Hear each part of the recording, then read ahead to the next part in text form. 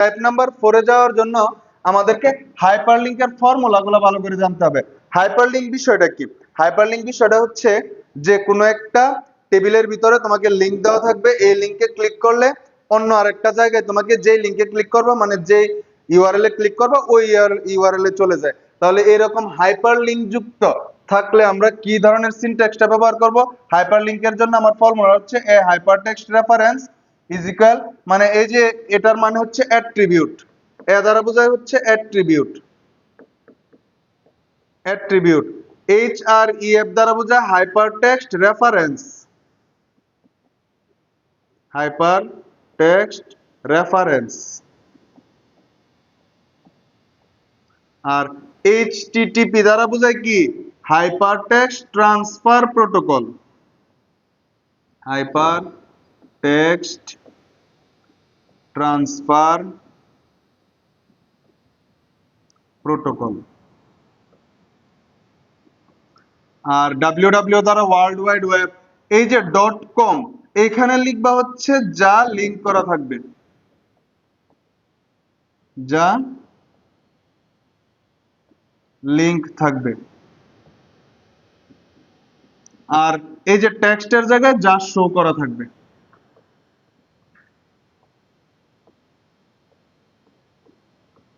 অর্থাৎ তোমার যদি টেবিলের মধ্যে এরকম দেওয়া থাকে, এই যে এরকম টেবিলটা দেওয়া থাকে, এরকম টেবিলের মধ্যে লেখা থাকে যদি গুগল, এবং এটার নিচে লেখা থাকে যে google.com এ google.com এ লিংক করা আছে, তাহলে এই জায়গার মধ্যে লিখবা google.com এবং টেক্সটের মধ্যে লিখতে হবে গুগল, মানে যা শো করা আছে তা লিখতে হবে, আর যা লিংক করা আছে তা লিখতে হবে এই যে এক্স এর জায়গায়। তাহলে এইভাবে আমরা হাইপার লিংক গুলো প্রবেশ করাবো। আচ্ছা, ইমেজ গুলো আমরা কি করব? ইমেজের জন্য আমাদেরকে লিখতে হবে, ইমেজের মোট ফরম্যাট হচ্ছে 4টা, জেপিজি, গ্রাফিক্স এর জন্য, পিএনজি এবং বিটম্যাপের জন্য। এই ইমেজের ফর্মুলাটা কি? ইমেজ সোর্স, আইএমজি দ্বারা ইমেজ, এসআরসি দ্বারা হচ্ছে সোর্স, তারপরে x.jpg, যেই জেপিজির নাম দেওয়া থাকবে x দ্বারা হচ্ছে যা দেওয়া থাকবে ওই নামগুলো দিতে হবে, তারপরে ওয়েট দিয়ে দিব, হাইট দিয়ে দিব।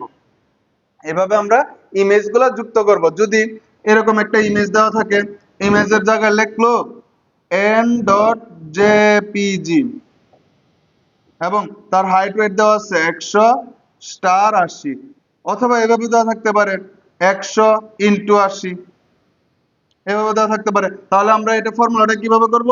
লিখবো image source is equal x.jpg জায়গায় লিখবো n.jpg ইনভার্টেড কমা, তারপরে হাইট অথবা ওয়েট যে কোনো একটা দিলে হইছে HIGHT হাইট, হাইট দিলাম 100, WIDTH, ওয়েট হচ্ছে কত? 80। এই যে ক্লোজ করে দিলাম। ইমেজ কিন্তু একটা এমটি ট্যাগ, যার শুরু আছে এবং শেষ নাই, অর্থাৎ এই যে এতটুক ফর্মুলা লিখলেই আমার ইমেজের হয়ে যাবে, তাহলে আর এটার এন্ডিং করার দরকার নাই।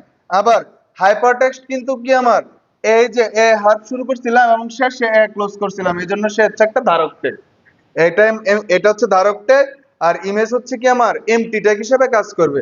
যাই আমরা টাইপ নাম্বার 4 এর দিকে যাই। টাইপ নাম্বার 4 এ এই যে এখানে একটা লিংক করে দেওয়া আছে yahoo.com এবং এখানে rose.jpg একটা কি ইমেজ দেওয়া আছে। আমাদেরকে এই কাজগুলো করতে হবে এখন টেবিলের মধ্যে। সর্বপ্রথমে আমি কি শুরু করব? HTML, তারপর বডি, বডি শুরু করার পর টেবিল বর্ডার যেহেতু আছে আমাকে দিতে হবে টেবিল বর্ডার।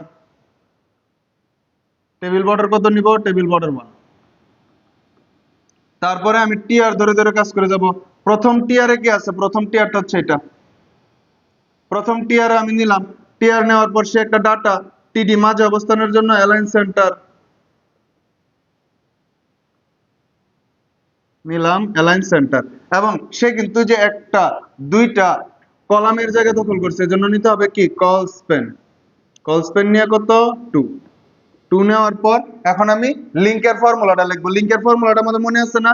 তাহলে আমাদেরকে লিখতে হবে a hypertext reference is equal http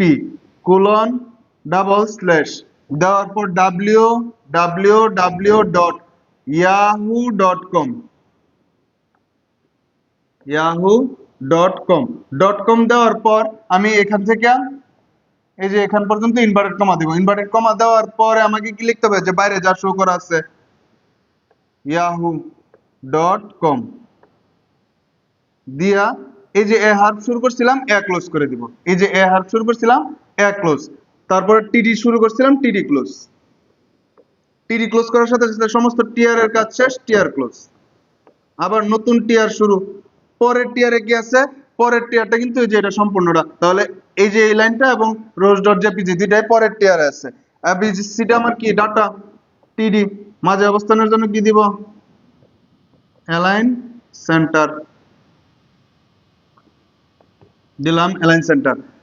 তারপরে এ আমার টিডি কিন্তু প্যারাগ্রাফের বড় ট্যাগ, তাহলে টিডি দিলে আমার প্যারাগ্রাফ ট্যাগ আলাদাভাবে দেওয়ার দরকার নেই, সরাসরি টিডি দিয়ে দেওয়া কাজ করবো। তাহলে এর উপরে বি উঠছে, তাহলে সুপ, কারণ বলছিলাম যে পাওয়ার আকারে থাকলে সুপ দিতে হবে। বি, আর বি এর উপরে সি উঠছে, আবার সুপ। সুপ দেওয়ার পর সি, দুইটা সুপ দিছিলাম, দুইটা সুপ একত্রে ক্লোজ করে দেব। Sup close, sup close.